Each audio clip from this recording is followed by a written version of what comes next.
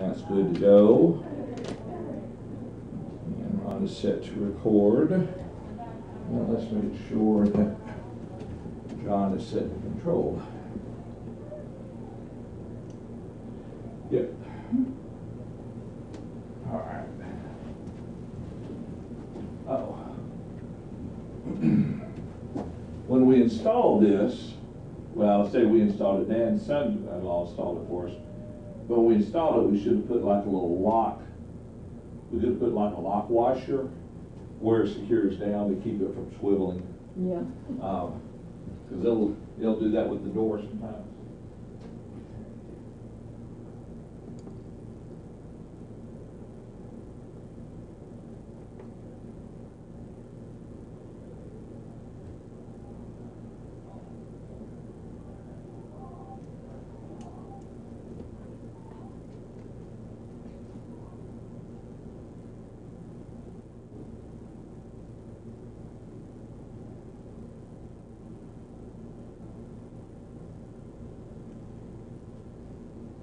Morning, Donna. Hello. How are you? Pretty good. How about you? I'm ready for spring to come back, please. What happened to spring? It was a very short spring. It can't make up its mind now, can it?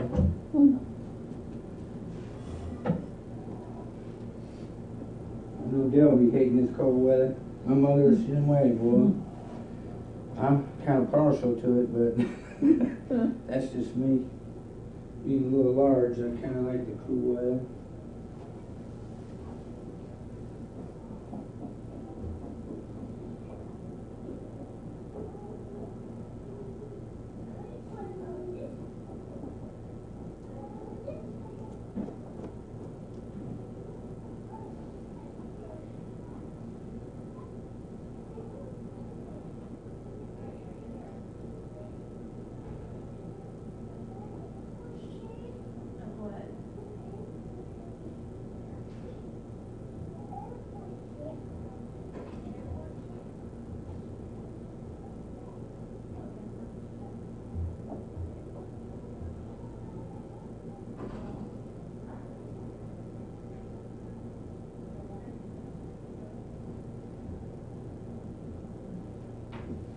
Morning, Donna. Hello.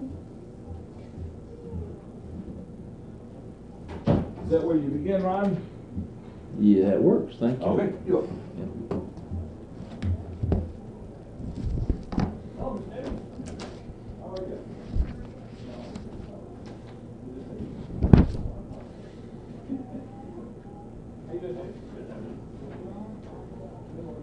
I guess I have one point to make that we didn't get to. Oh, let's see. He hadn't got that. Let's see here. You mentioned this early. Too early to get it going anyway, but that's close enough anyway.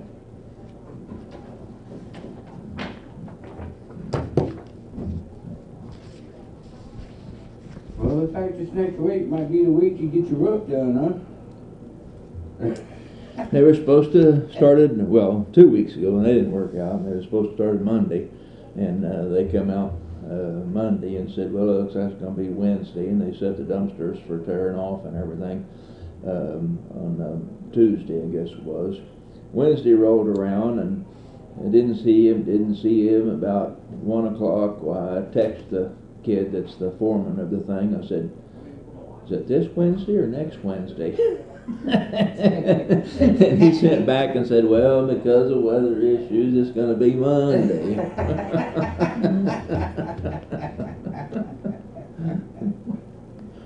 you go. Yeah, weather out here, boys. Well, I don't know, it's supposed to rain Thursday next week, at least that's what they're saying, so. 20% chance tomorrow, and then 20% chance Thursday or something like that, which is pretty low right now. But I mean, that changed overnight. Yeah. It can be on things. Now they still claim they can tear. I think it said 80 square feet off. Tear 80 square feet off and put one coat down within 1 day. Okay. So if there's a threat of rain, that's what they'll do. And if they see no threat of rain, well, they'll just go ahead and keep ripping off on things until. But it's a 3-coat process. They put the 1 coat on, which would generally get it sealed up, and then they have to put another coat over that. They can't stand the 2 coats thickness all at once, and then their final coat, I mean, it just looks like a spray-on paint. Basically, it's the final film that they put on top of it on things. So they do have to have several days window of opportunity to get it done. Is what it amounts to, and they still talking like it may be an 8-week process to get it all done, and it probably will be, and that's if we don't get a bunch of rain. Even if it rains, I mean, when it rains, well, the snow and ice we had there yesterday, I suspicion there's quite a bit of water up there, but they can go up there and blow it off. There's 30-some drains, roof drains up there, and then also what I call portholes on the side perimeter that they can chase the water off of on things and then start ripping up and going on things. But it just takes them a while to get it because it's such a large area. How much water is there? Hi, Karen. Hello, fine, how are you? That's good.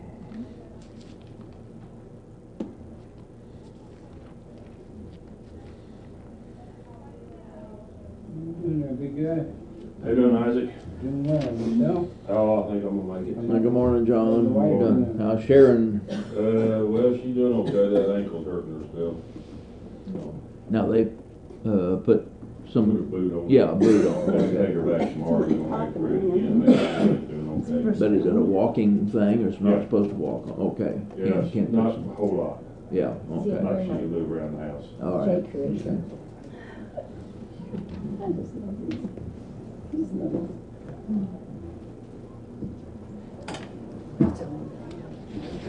Yeah, I'm sure it's the,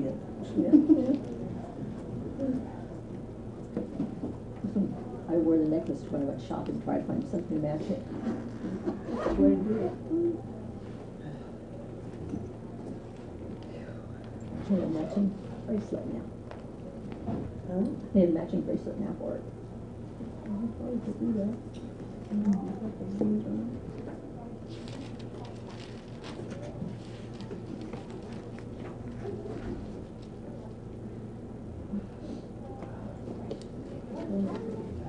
get rid of some of this stuff.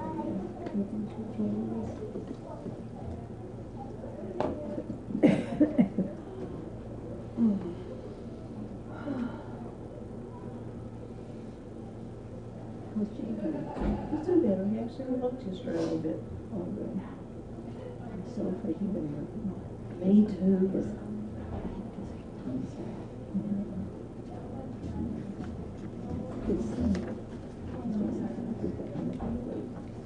See, that's what I'm afraid to do. Whenever I was up there in Washington, he walked from family room to the closest bathroom. 5 times yesterday. That's good. I want to change for me. No, won't do it. I was. John just went to the office, and I'll try to He's gonna. holler at him here right quick. He's supposed to be up Took a front. very long. How was his dad? CJ's 80. He must be in his other office. Kristen, right? He's Well, I did, I thought that was gonna happen to Jay. I think he's. Let's try again here. See when I go down here like I normally do, why it disappears. I know that was she up there anyway. I mean, we forgot the mouse on there, but. I don't see it. Just by a minute. John, won't advance. For some reason or other, Let's see. every time I go down to that thing, why it disappears. Now try. What'd you do? I just made this the active program. Okay. I just clicked on it down below there. All right. Well, it has 2 windows, the program and the display. Right. And you had to click on the display part. Thank you. Yep. In business. Right. Yeah. Turn that around there. There we go.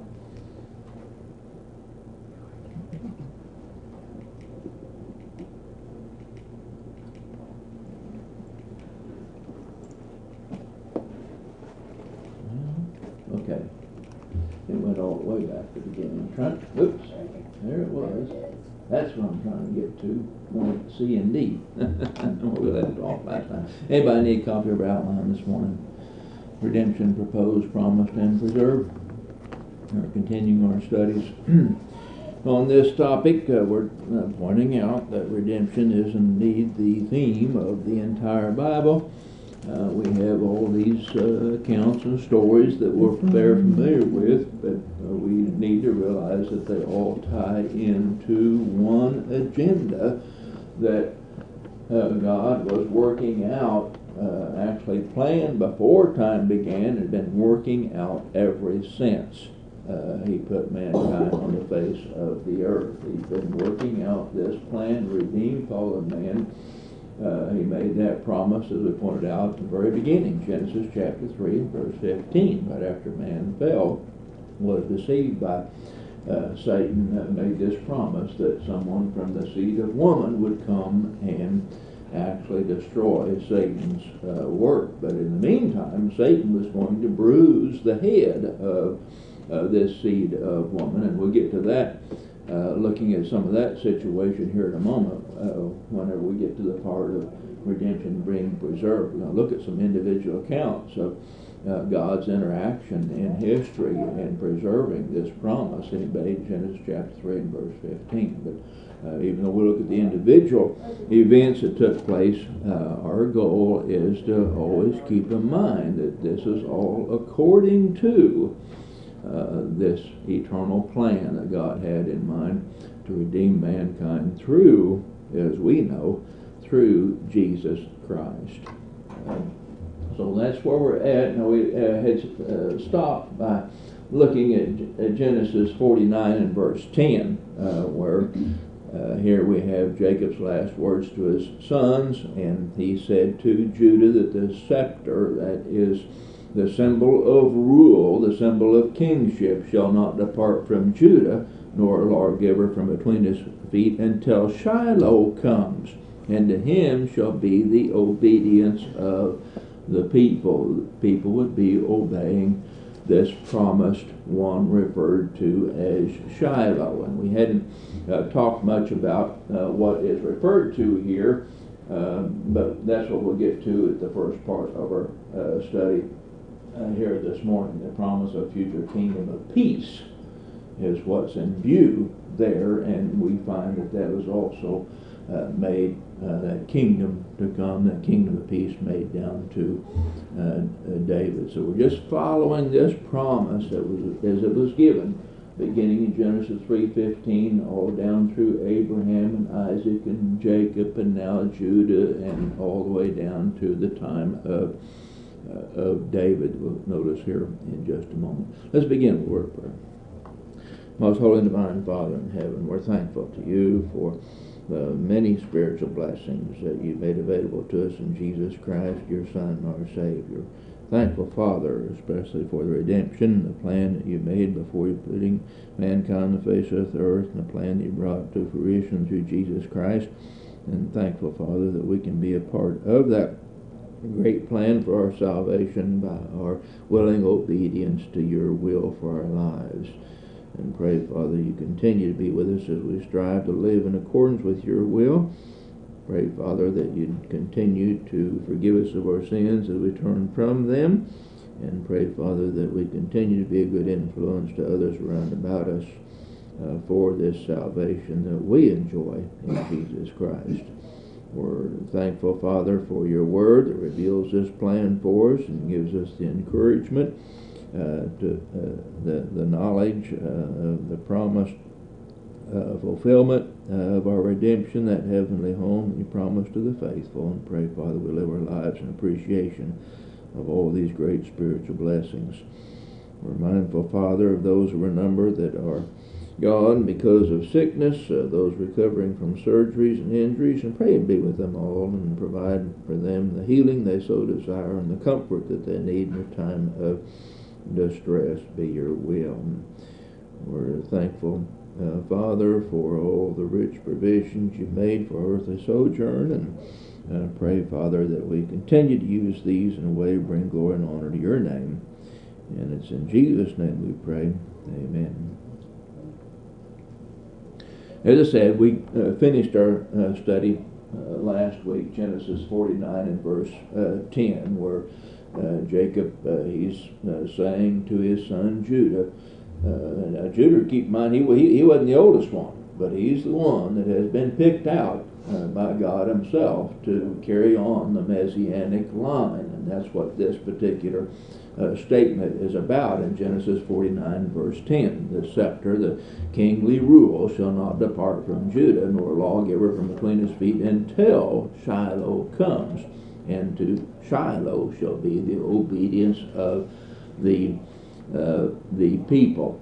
So Jacob prophesied that the power of kingship that would not depart from Judah's lineage until Shiloh come.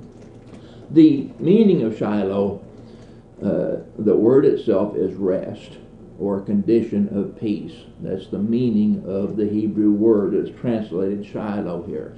So until there would come one whose dominion would be one of peace, the rulership wouldn't depart from the tribe of Judah.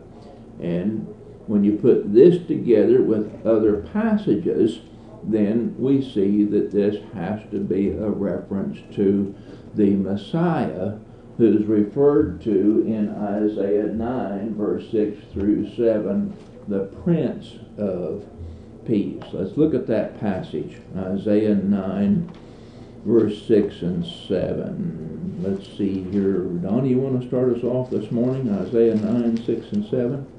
For a child will be born to us, a son will be given to us, and the government will rest on his shoulders.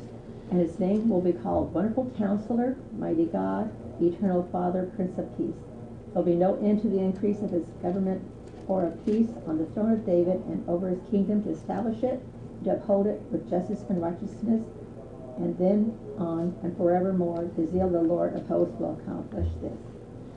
I mean, to me, it's kind of hard to misunderstand what's in view here. A child's going to be born. Remember the promise in Genesis 3 and verse 15? From the seed of woman would come this one that would, in essence, destroy Satan's work in deceiving man and causing man to fall. Here unto you a child is going to be born, the prophecy states. And the government shall be upon his shoulder. Genesis 49 verse 10, Jacob said to his son Judah that there's going to be a kingly rule come. A government is going to come.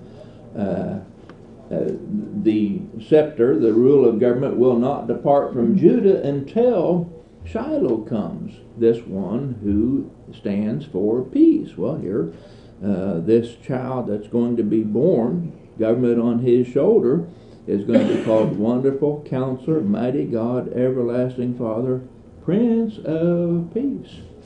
The Messiah's rule and reign would be one of peace. He'd come and establish a kingdom of peace. So the promise to Judah was that from his seed would come that Prince of Peace, who would be the great ruler of God's kingdom, God's eternal kingdom. And we're not, of course, talking about some physical kingdom that's seen on the face as we're talking about a spiritual kingdom, which is also known in New Testament times as the church.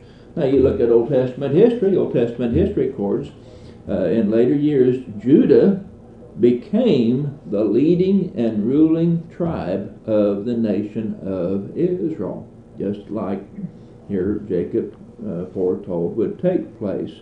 And through his seed, through Judah's seed, not any of the other 11 sons of Jacob, but through Judah's seed came David, and of course Solomon, and finally, as we'll see when we look at New Testament fulfillment, Jesus of the family of David.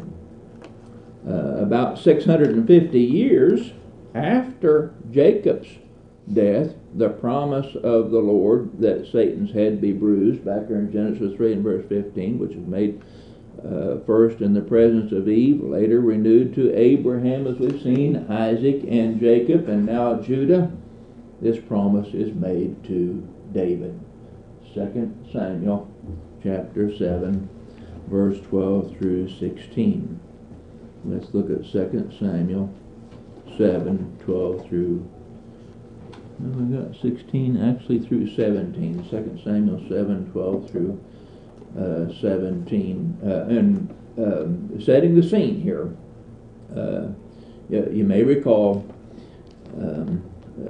David was kind of disturbed that they're traipsing through and living in the land of Canaan. God's house is just a temporary tent. It's just a tabernacle. And so he wanted to honor the God of heaven who had protected him from all these enemies with a great temple, a great house.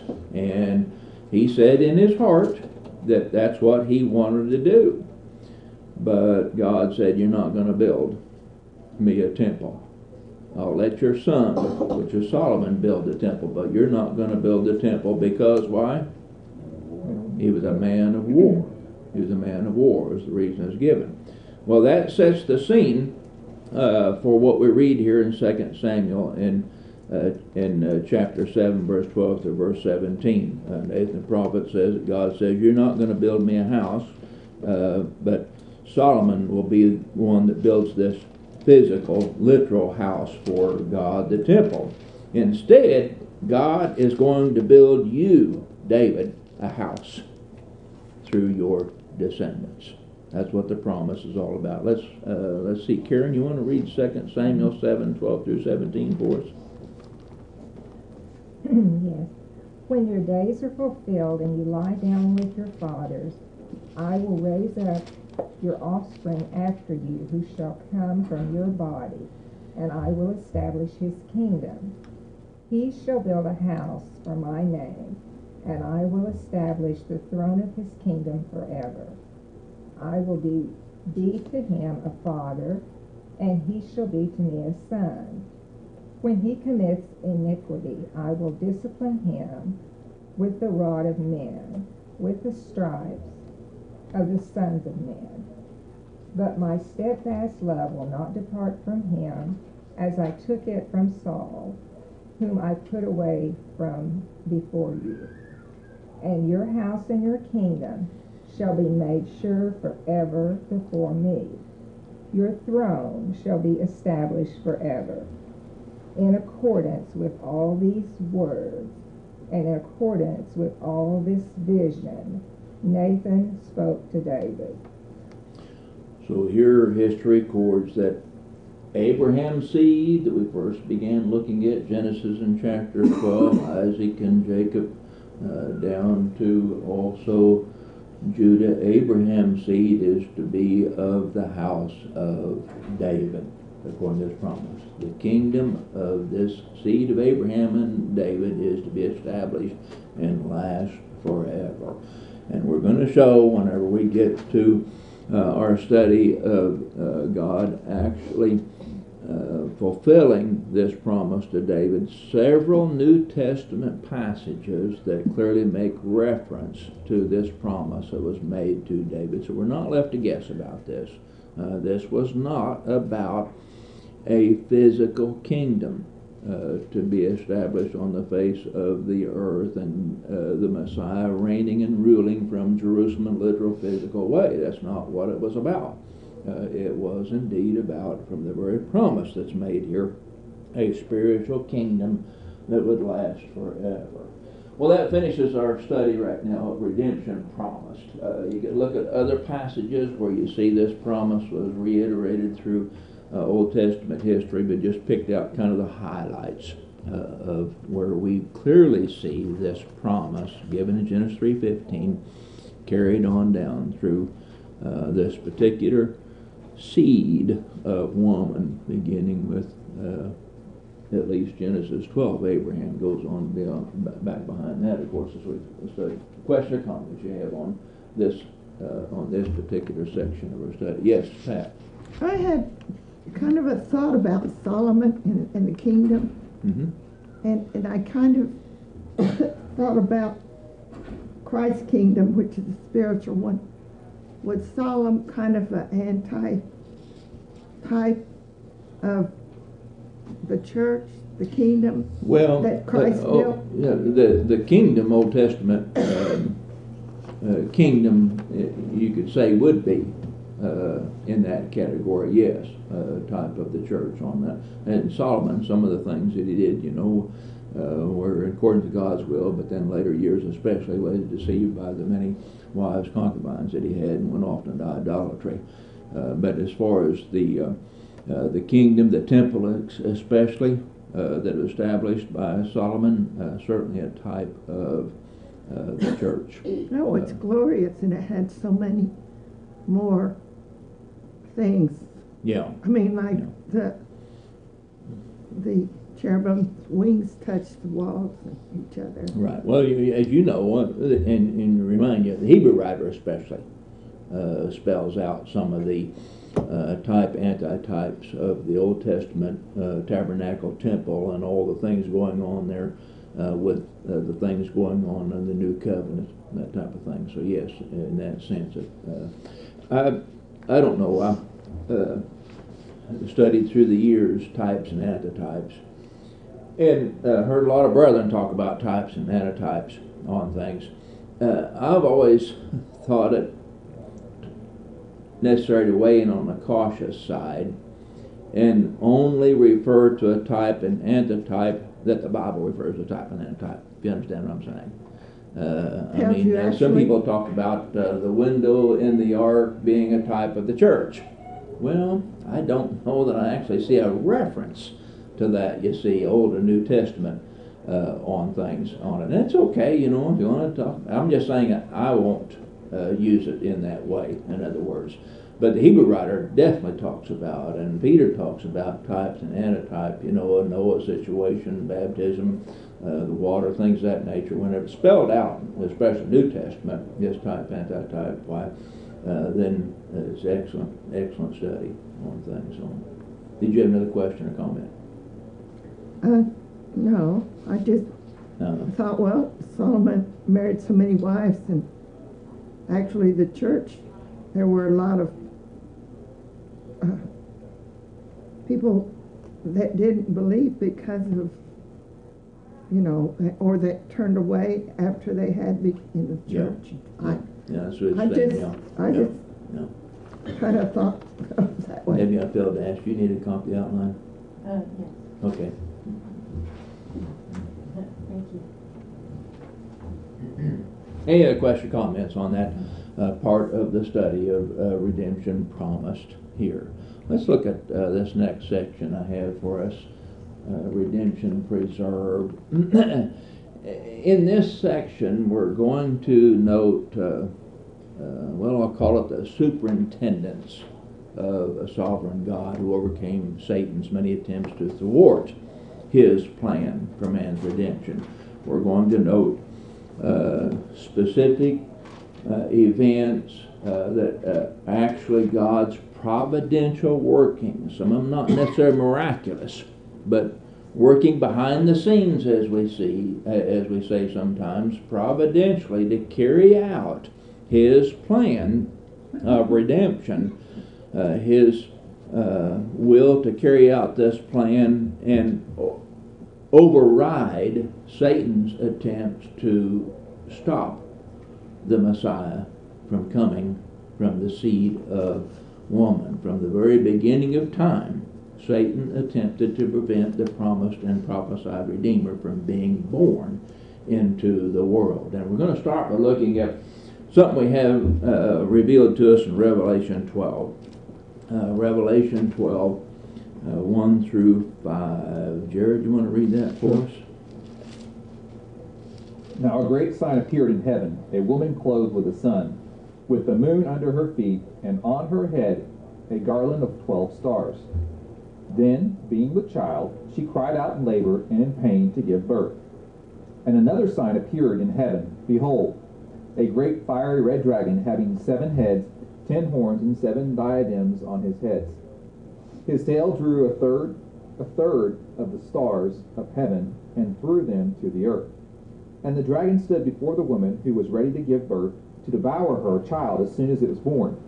She bore a male child, who was to rule all nations with a rod of iron. And her child was caught up to God and his throne.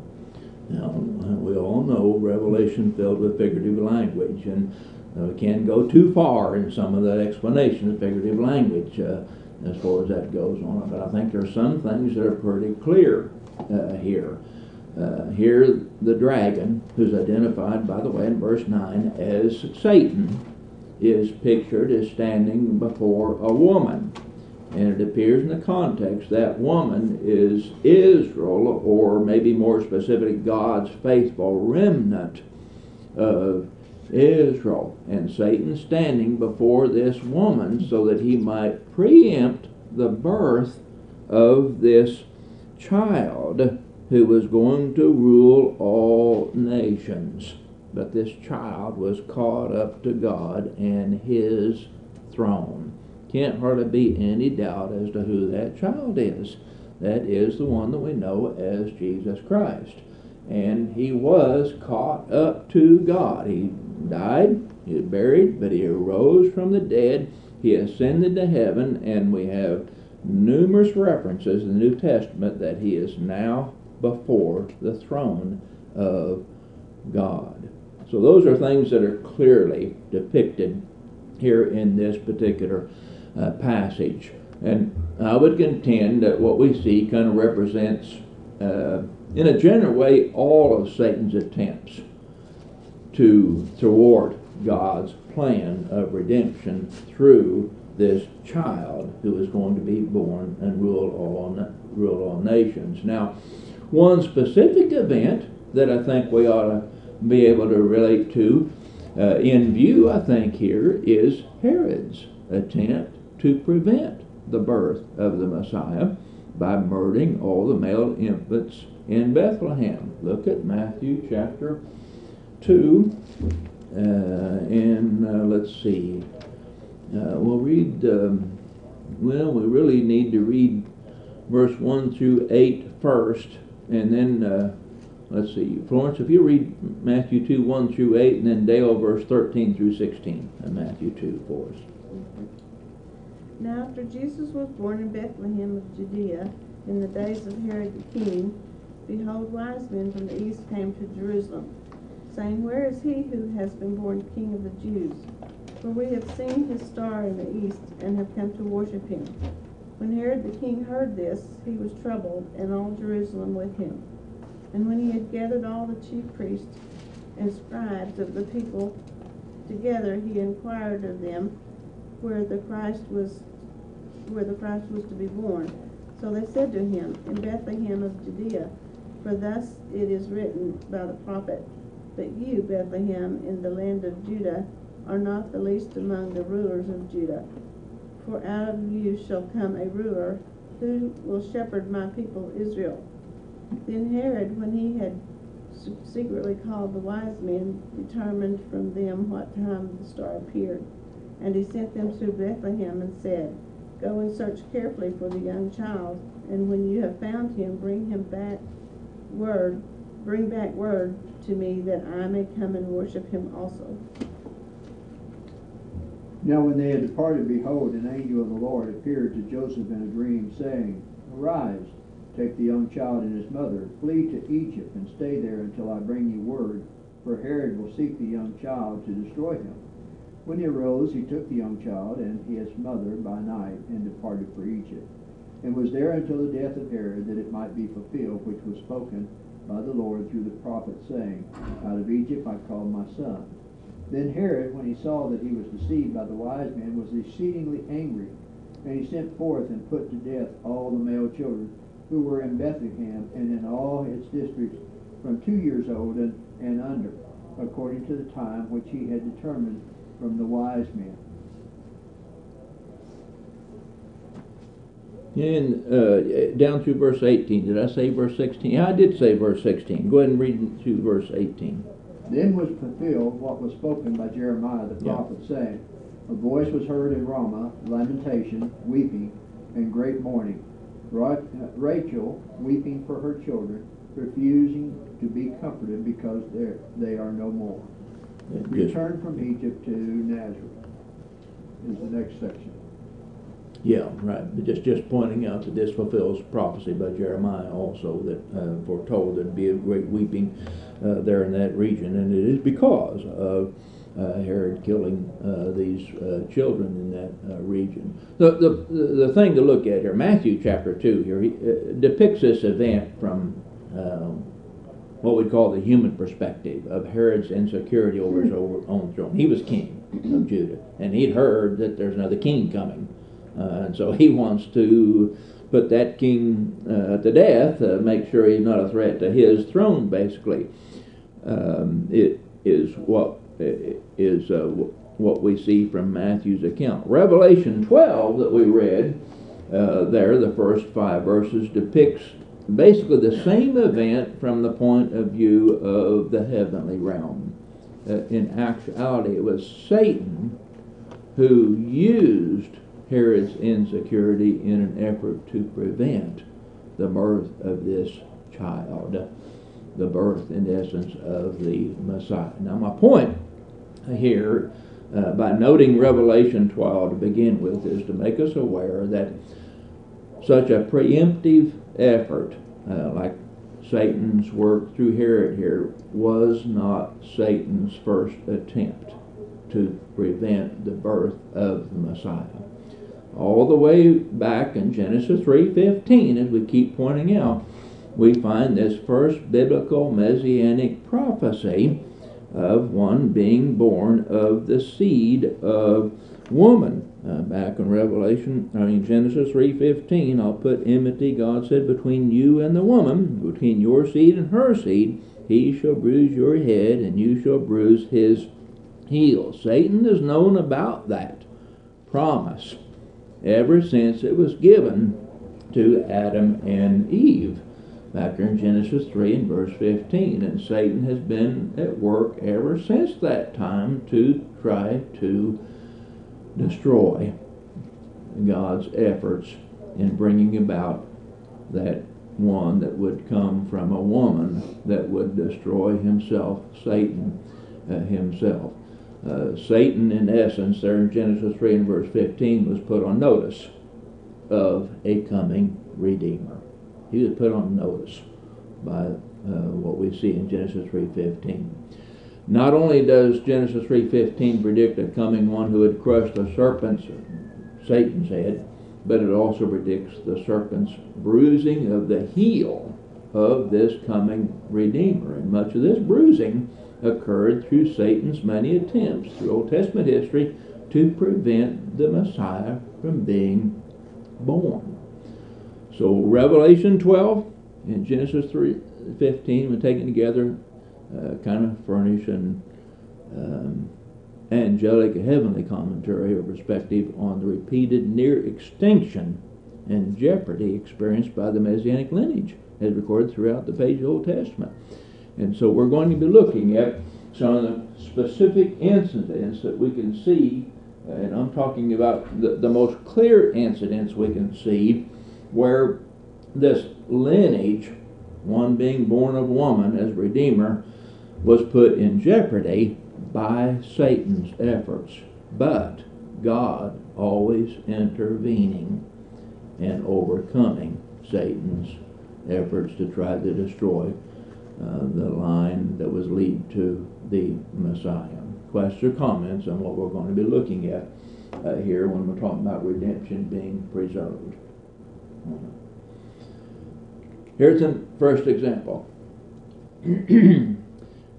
Because Abel's sacrifice was accepted, Satan figured the Messianic lineage would come through Abel, not Cain. So Satan prompted Cain to murder Abel, as we see recorded in Genesis chapter 4. Look at what's stated in 1 John 3. And I've got verse 12 up there. It'd be good as we back up verse 10 through 12. John, are you there per chance? 1 John 3, 10 through 12. And this the children of God are manifest, and the children of the devil. Whosoever doeth not righteousness is not of God, neither he that loveth not his brother. For this is the message that ye heard from the beginning, that we should love one another, not as Cain, who was of that wicked one, and slew his brother. And wherefore slew he him? Because his own works were evil, and his brothers were righteous. You know, again, I don't know how you come away not understanding what was taking place when Cain murdered Abel. It wasn't just Cain, it was certainly it was his will to murder him because he's envious of his brother and everything, but it's made clear Satan was the one behind this. Why did Satan want Abel killed? Because Satan knew that it'd be through Abel. God accepted his sacrifice because he offered his sacrifice by faith, and did not accept Cain's sacrifice because he wasn't offering his sacrifice by faith. So here's a faithful descendant of Adam and Eve, that who would be carrying out the Messianic line, because that's who they'd be coming from, and Satan saw to it that he was killed. But we notice that God overcame Satan's attempt to destroy the Messianic line, because it was then preserved in another child that was born to Adam and Eve, that is Seth. Look at Genesis and chapter 4 in verse 26, if you would, Debbie. 26. Yeah, Genesis 4, 25 and 26. And Adam knew his wife again, and she bare a son, and called his name Seth. For God, said she, hath appointed me another seed instead of Abel, whom Cain slew. And to Seth, to him also there was born a son, and he called his name Enos. Then began men to call upon the name of the Lord. And again, the language is used. We looked at this passage a couple of weeks ago. God has appointed another seed for me instead of Abel, whom Cain murdered. It has to be a reference to this seed of woman that was going to come and bruise Satan's head. But Satan was going to try to bruise the heel of this seed of woman, and he tried. At this point, by motivating, if you would, Cain to murder his brother Abel. But God thwarts that. We pointed out when we looked at this earlier, you have then Genesis in chapter 5, that genealogical record of Adam down through Seth, and when we looked at it, we noticed that even though all these forefathers had other descendants, sons and daughters, the focus all the way through there is on the Messianic seed line. In fact, and we tried anyway to point out that what's recorded in Genesis chapter 5 is virtually the same as Luke's genealogical record. Part of it, Luke 3, verse 36 through 38, names the same individuals being the Messianic line on things. Forget about all these other sons and daughters are born. The focus from the very beginning has been on this seed line that comes through Seth now instead of Abel, because Abel was murdered. Questions or comments on this particular instance we see of God thwarting Satan's plan to destroy his plan to redeem mankind?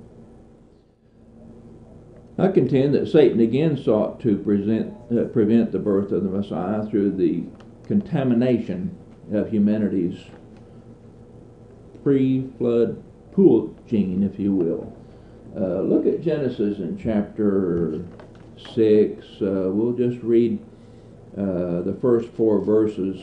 First of all here, Satan wanted the human race contaminated so that there could never be the birth of a Messiah who must not only be fully God but also fully human. Satan was trying to permanently contaminate the human race here. I see, as it's recorded in the book of Genesis before the flood.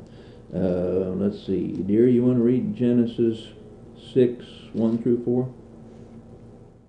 Now it came about when the men began to multiply on the face of the land, and daughters were born to them, that the sons of God saw that the daughters of men were beautiful, and they took wives for themselves, whomever they chose. Then the Lord said, My spirit shall not strive with man forever, because he also is flesh. Nevertheless, his days shall be 120 years. The Nephilim were on the earth in those days, and also afterward, when the sons of God came into the daughters of men, and they bore children to them. Those were the mighty men who were of old, men of renown. Sons of God marrying the daughters of men. Most think that sons of God refers to, in essence, believers, descendants of Seth, and then the daughters of men being descendants of Cain, being unbelievers. And I don't have a problem with that. I think there's something more sinister going on here, according to my studies, but I'm not ready to share that with you yet on things. That's enough, I think, to see in the case. You've got, in essence, believers marrying unbelievers. What is the significance of it? Well, what happens is the whole world becomes extremely wicked and violent. Who's behind this wickedness, this violence that occurs because of the marriage relationship being, in essence, contaminated this way? Well, it's got to be Satan. It's got to be Satan. And so God had to overcome that. Satan was attempting to destroy the promised seed of woman. God, by his providential workings, we see overcame Satan's attempt by purifying the whole world. Let's look at Genesis 6, 5 through 9 now, if you would, Isaac. Then the Lord saw that the wickedness of man was great in the earth, and that every intent of the thoughts of his heart was only evil continually. And the Lord was sorry that he had made man on the earth, and he was grieved in his heart. So the Lord said, I will destroy man whom I have created from the face of the earth, both man and beast, creeping things and birds of the air, for I am sorry that I have made them. But Noah found grace in the eyes of the Lord. This is his genealogy of Noah. Noah was a just man, perfect in his generation. Noah walked with God. And in verse 10, you see Noah begot 3 sons, Shem, Ham, and Japheth, which is going to carry on the line here in a moment also. Oh, by the way, I forgot to make mention, giants in verse 4. I don't know if you have a footnote on it or not, but it comes from a Hebrew word, Nephilim, literally means fallen ones. Fallen ones. I'm not quite ready to relate all of my study on this on things, but because of, if you take the simplest meaning, believers marrying unbelievers, it produced fallen ones, like Satan and his cohorts falling on things, and of course Adam and Eve falling. That's a picture that's painted here on things, and this results in this wickedness all over the face of the earth. But God here gets around this satanic attempt through the preservation of Noah and his sons in the ark. Skip ahead to 1 Peter 3. Let's see, we need to read, Don, if you would, 18 through 20 of 1 Peter 3.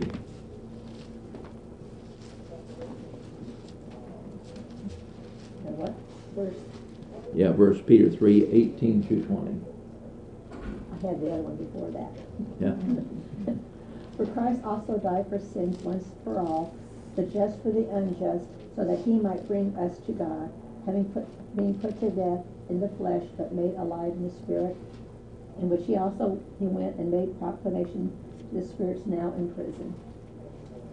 He who once were disobedient were the patience of God kept waiting in the days of Noah during the construction of the ark, in which a few, that is 8 persons, were brought safely through the water. Through this line maintained by God, saving Noah and his sons, the Messiah would ultimately come. And we're not going to have time to read. We looked at it before, Genesis 9:26. You know, now you got the genealogical record following Noah, and not Ham and Japheth, but following Noah, Seth. And then Genesis in chapter 11, another genealogical record, verse 10 takes up the record from Seth all the way down to, remember, Abraham. And by the way, you compare Genesis chapter 11, verse 10 through verse 26 with Luke's genealogical record in Luke 3, verse 34 through 35. Same forefathers made mention of there. Very clear that the genealogical record from the first promise given in Genesis 3 and verse 15 was going to go through Seth, Noah, Shem, down to Abraham. Genesis in chapter 12, the promise made to Abraham, through you all the nations of the earth be blessed, reiterated to Isaac and Jacob, and down to Judah, down to David, and of course finally down to Jesus Christ. It's the focus of the entire biblical record that we have. God carrying out his plan of redemption through mankind. And this is just another instance of God preserving that plan by, in essence, cleansing the whole earth from all this wickedness that was in the land because of Satan's efforts to pervert the whole human race at that time. Questions or comments on what we're saying on this incident? In the days of Moses,